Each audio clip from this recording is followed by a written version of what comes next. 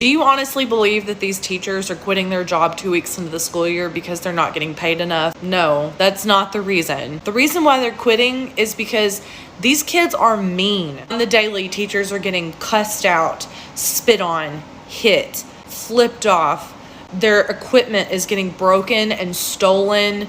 There are bullies in class that are relentless, not just to their own fellow students, but to the adult in the room. Hi friends, this is Trish and welcome to Teacher Therapy. Today we are tackling a very important debate that's been going on social media. Many teachers are speaking out about how hard it is to teach Gen Z and Gen Alpha. I've been talking about this for almost 4 years, but now it seems like there's hundreds of people talking about this online. And whenever I've posted videos about this topic, the number one pushback that I get is kids have always been like this, nothing's different, every generation says the same thing. And people really like to quote me Plato, so let's hear what he said. And this is from the 4th century. He says, "What is happening to our young people? They disrespect their elders, they disobey their parents, they ignore the law, they riot in the streets, inflamed with wild notions, their morals are decaying. What is to become of them?" So it would seem like they have a point, right? But in spite of this fact, I still maintain that things actually are worse, and they are a lot worse, and I want to explain why in this video. School has changed drastically since I graduated high school in 2005. Now it's true, back in the 90s with movies like Dangerous Minds in 1995, people were aware of some schools and some neighborhoods having some problems, but they were mainly isolated pockets. But the common experience and recommendation for teachers that were having these troubles was, hey, move to a different neighborhood or go to a different state or region. Now it's not so simple. In my personal experience, I even tried working at a private Christian school, and when I say the behaviors and attitudes were 10 times worse than my urban so-called low-income students, I am not exaggerating. It was awful, and I'm fairly certain I gained PTSD from that experience. But anyhow, it's not just me. I've heard from hundreds, if not thousands, of teachers at this point. There's teachers that are writing me from rural places, from urban places, from private schools, from charter schools, even from boarding schools, and I'm hearing from people all over the world. Even in some countries that are stereotypically thought of as having very respectful students and culture. So to me, this shows that this is a bigger problem than it used to be. And I want to talk about 5 reasons why. Thomas Sowell says there's no solutions, only trade-offs. And it's very important to look at things with that mindset in schools. For every societal or even classroom change we make, we have to ask ourselves what we are trading. Same with parenting, same with community planning, and we have to be honest about those things. So tied for the number 1 and number 2 spot of why Gen Alpha and Gen Z are going wild is parents and no school discipline. You can ask which came first, the chicken or the egg. I'm going to say they're tied right now. But let's go ahead and talk about parenting first. There is an epidemic of what I will call good vibes parenting. With good vibe parents, they don't tell their kids no. They teach their kid that every single decision they make is up for debate or negotiation. They give their children a lot of freedom. And sometimes instead of teaching their child right from wrong, they take a hands-off, let's let the kid discover their own way path. There's often a lack of consistency because when their child expresses that they don't like something, these good vibes parents are very quick to cave to their child's every whim and desire. Sometimes good vibes parents can be neglectful. Maybe they have to work a lot. Maybe they have a busy social life. So the neglectful good vibe parents tend to overcompensate for their lack of parenting by, again, giving their child everything they want. So these kind of parents come in all varieties, from the helicopter variety to the absent variety, but there's one common thread, and that is the child is running things. Now, how do you think kids that are parented this way acclimate to a classroom environment where there could be up to 30 other students and there's clear rules and guidelines and expectations, and the teacher's not exactly interested in explaining or debating every one of those policies every day? How do you think that they react when no means no and sit down means sit down? You could only imagine. Now here's where things get tricky. In this modern era, schools are really designed to cave toward good vibes parents, which ultimately means caving toward their children, which ultimately means that the kids are running things. We could be here all day if I told you about all the times that I was told by an administrator that I needed to change an assignment or a deadline or even a grade because a child or their good vibes parent wasn't happy about it. And sometimes to these kind of children, just hearing the word no is super triggering. So they'll go home and complain and say, my teacher's so mean. She's the worst person on earth. And instead of the parent investigating, they just side with their kids automatically. Now, again, on the administrative side of things, principals, superintendents, and school districts are very afraid of these good vibes parents because they tend to bring lawsuits, they tend to bring bad media coverage, and they tend to just be a thorn in the administrator's side. And ultimately, teachers are the ones that feel thrown under the bus. Our authority is undermined. I've had administrators go in and delete my detentions that I've issued because a parent got upset. And again, this didn't really differ much between the super rich, fancy private school and urban situations. I was seeing the same parenting patterns in both. I was seeing the same entitlement and defiance and outright antagonism from the students, no matter what side of the train tracks they came from. And that's why I honestly get so frustrated at comments that hint at, oh, I know what demographic you taught, because they have no idea. I feel like I've seen it all, from rich to poor to middle class. Again, these are patterns that don't seem to skip zip codes. It's everywhere. At the end of the day, kids and teenagers and young people are looking to adults for boundaries, for borders, and for walls that say, do not cross this line. And when parents don't have those in the house, and then those same kids come to school and there's no consequences for any bad behavior, you can only imagine what classrooms end up looking like. It looks a lot like the teacher pleading and trying to motivate, and sometimes trying to be a circus performer just to keep the kids' attention. And it's exhausting. Now, I think it's important to note that this isn't just happening in schools, this idea of getting rid of consequences and catering to everybody's feelings. This is happening in whole cities. And even though this is a controversial point, when you take away consequences, misbehavior increases. This could be a law of the universe. I've seen so many news reports of cities that decided to stop prosecuting theft, and you have people literally walking out of stores with bags of materials for free and nobody's stopping them. There's certain cities and areas that essentially have to put everything behind glass and locked key now because people that come with an intent to steal know that nobody's going to stop them. And these are often adults. So if adults will break laws and rules dramatically when there's no consequences, you can only imagine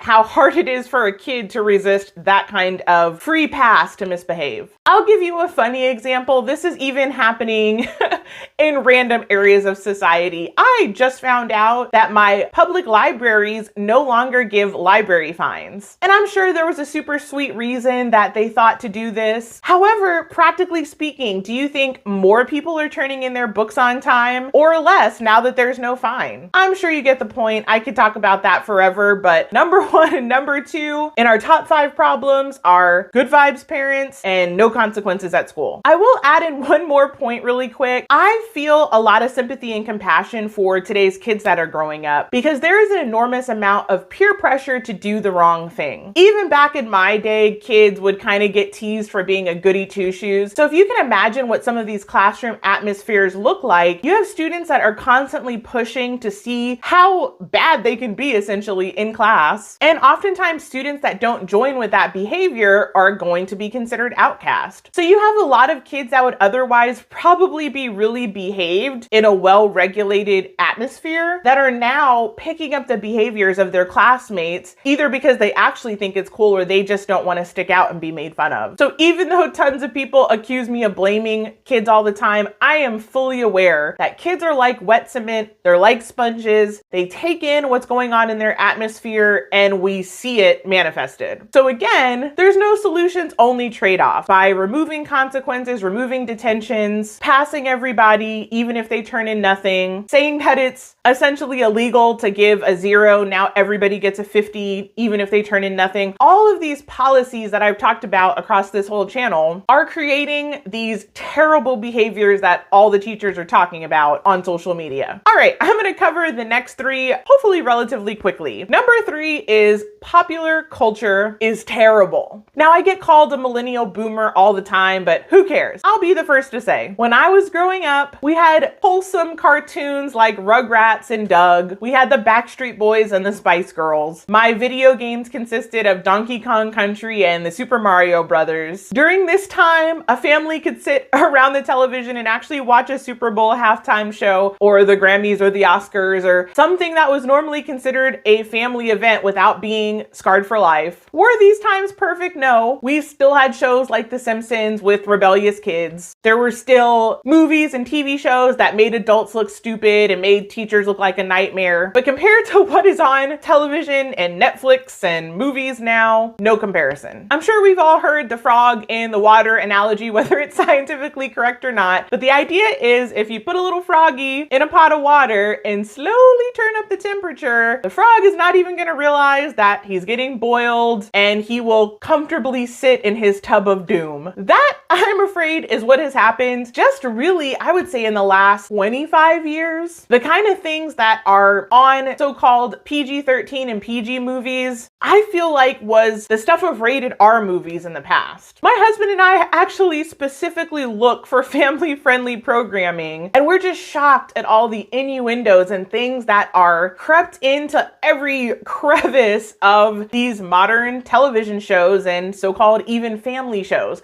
So imagine if somebody's not even looking for family-friendly content and they're just watching whatever on Netflix. It's really bad. And of course, as a teacher, I would be horrified to hear that the students were watching all the TVMA shows even if they were in 6th grade. And of course, it's the same with music. The kind of lyrics and music videos and even outfits of mainstream artists, I kind of think was unthinkable when I was growing up in the 90s. And we just can't pretend that that doesn't have an impact on kids. There's been a viral video of this really sweet 22-year-old ballet teacher that her life dream was just to teach 5-year-olds a love for ballet. And she talked about how the little kids were wanting to do super grown-up inappropriate dances and requesting super inappropriate grown-up songs and knew the lyrics at the age of 5. So these are, again, things that we have to face as a culture, as a society. The behaviors that we're seeing are a direct result of the input that these young people are receiving. Which leads me to number 4, social media. I am of the dinosaur generation where we didn't even get Facebook until my freshman year in college. And yeah, we had MySpace, but it was nothing like today. There's been TikTok challenges that have made it on the news because it involved students banding together on social media to attack their teachers, to destroy property, and all manner of other terrible things. Back in my day, we essentially had our classmates to look at for behavior, the people that were in our neighborhoods and schools, and maybe the people that we saw on movies and television. But now think of either the worst bullies or the biggest troublemakers influencing tens and thousands of other kids, and they can be in groups together and they can trade stories. And that means that any undesirable behavior is in a way mainstreamed. People start to think of it as normal. It's suggested to them more and more. And that makes an even deeper, darker youth subculture than I think has ever existed. Because so many parents are completely detached from the social media world. I specifically remember even when I was teaching my worst year of teaching of all time, 2015 through 2016, there were so many parents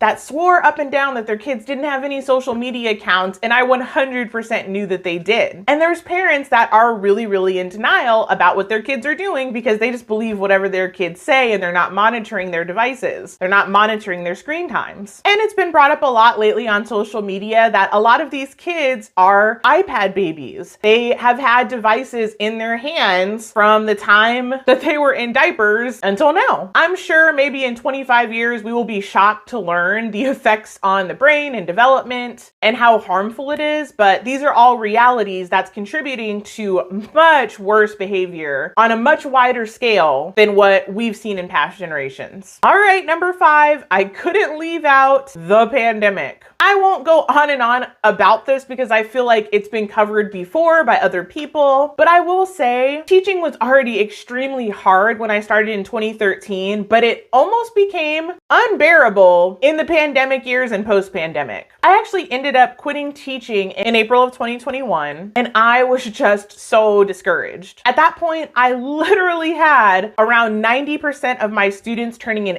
absolutely nothing. And as we've talked about, of course they're gonna pass, of course they're not gonna be in trouble, of course we can't do detentions or homework makeup club. So I felt like every second in the classroom, for those that were in person, was me just pouring out all of my energy, trying to be interesting, trying to be entertaining, trying to have lots of shiny media, trying to use illustrations that they can understand, pacing the floor wildly like a mad woman, trying to engage with all of the students, trying to make sure that they weren't going to the wrong thing on their iPads. I mean, it was a nightmare. And yet I was accountable for their test scores, but the students could care less about their test scores. I was being judged by their data when effectively the students or their parents had really no ownership about the data. I once read an article that the worst jobs to work in are ones where there's high responsibility and really low control. So essentially you're being held accountable for things that you have very little control of, and that just describes teaching. But anyway, back to the pandemic. I can totally agree with what everybody has already said. The socialization was worse after that time period of being home or being hybrid. The ability to follow instructions and follow through was worse. Kids' silliness and maturity obviously was worse. I was teaching middle school the year that I quit, and it just felt like Groundhog Day.